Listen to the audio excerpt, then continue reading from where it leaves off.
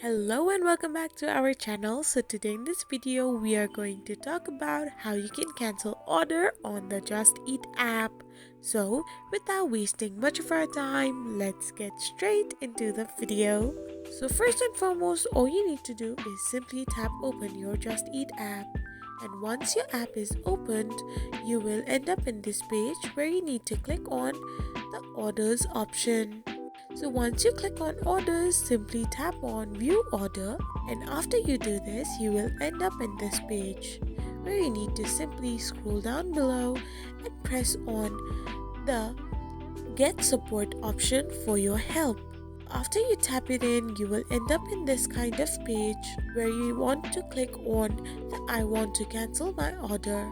After you do so, you can simply give them reason why do you want to cancel your order, and you can even add more details about it.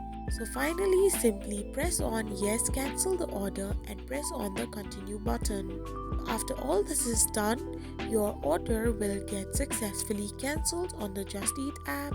I hope you found this video helpful, so don't forget to hit that subscribe button and give us a thumbs up. We will be back again with these informative videos. Thank you for watching.